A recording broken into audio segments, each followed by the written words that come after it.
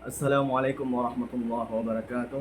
Nama saya Aprizaldi, NIM 2305010112, Prodi Pendidikan Agama Islam. Baiklah, pada hari ini saya akan menganalisis tentang pentingnya memahami Al-Quran dan ilmu pengetahuan. Kenapa? Karena Al-Quran itu adalah sumber daripada ilmu pengetahuan. Oleh karena itu, begitu penting kita untuk memahami Al-Quran. Mari kita membahas tentang masalah ini. Pertama, hakikat memahami Al-Quran. Ketika manusia mencoba mengupas keagungan Al-Quran, maka ketika itu pula lah manusia harus tunduk mengakui keagungan dan kebesaran Allah Subhanahu wa Ta'ala. Karena dalam Al-Quran terdapat lautan makna yang tiada batas, lautan keindahan bahasa yang tiada dapat dilukiskan oleh kata-kata, lautan keilmuan yang belum terfikirkan dalam jiwa manusia, dan berbagai lautan-lautan lainnya yang tidak terbayangkan oleh indera kita. Oleh karena itu, mereka yang telah dapat berinteraksi dengan Al-Quran sepenuh hati dapat merasakan getaran keagungan Al-Quran tersebut yang tiada bandingnya.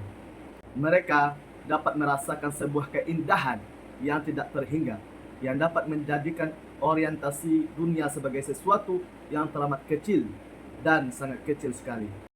Sebagaimana yang telah dijelaskan oleh Syahid Qutb di dalam muqaddimah kitabnya, dia mengungkapkan hidup di bawah naungan Al-Quran merupakan suatu kenikmatan yang tiada dapat dirasakan kecuali hanya oleh mereka yang benar-benar telah merasakan suatu kenikmatan yang mengangkat jiwa, memberikan keberkahan dan mensucikannya.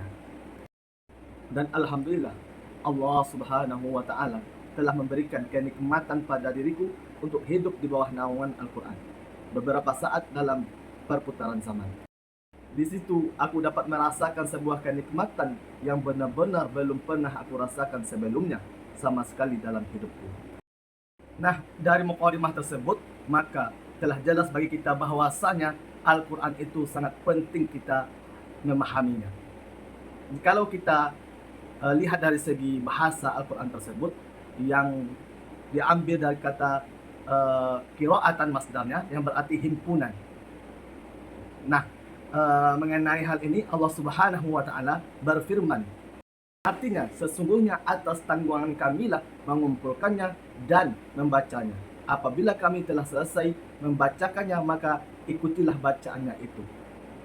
Surat Al-Qiyamah ayat 17-18. Al-Quran dari segi definisinya atau dari segi istilahnya, Al-Quran adalah kalamullah yang merupakan mukjizat yang diturunkan oleh Allah kepada Nabi Muhammad SAW, yang disampaikan kepada kita secara mutawatir dan dijadikan membacanya sebagai ibadah. Keterangan dari definisi ini adalah sebagai berikut. Yang pertama, Al-Quran itu adalah kalam Allah Subhanahu wa Ta'ala.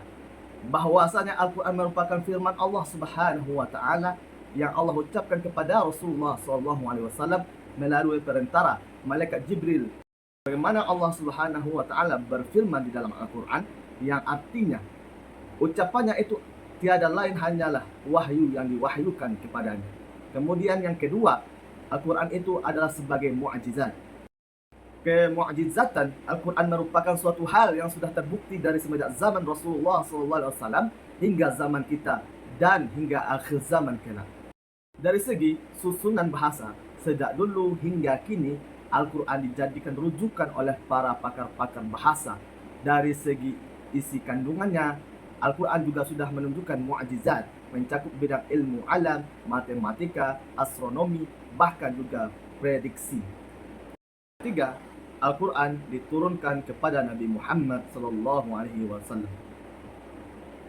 Al-Quran diturunkan oleh Allah langsung kepada Nabi Muhammad SAW melalui perantara malaikat Jibril. Allah Subhanahu wa Ta'ala telah menjelaskan di dalam Al-Quran, yang artinya, dan sesungguhnya Al-Quran ini benar-benar diturunkan oleh Tuhan semesta alam, dibawa turun oleh Ruh Al-Amin yaitu Jibril ke dalam hatimu Muhammad SAW, agar kamu menjadi salah seorang di antara orang-orang yang memberi peringatan dengan bahasa Arab yang jelas. Surat Asy-Syura ayat 192 sampai 195. Kemudian yang keempat, Al-Quran diriwayatkan secara mutawatir. Setelah Rasulullah SAW mendapatkan wahyu dari Allah Subhanahu wa Ta'ala, beliau langsung menyampaikan wahyu tersebut kepada para sahabatnya.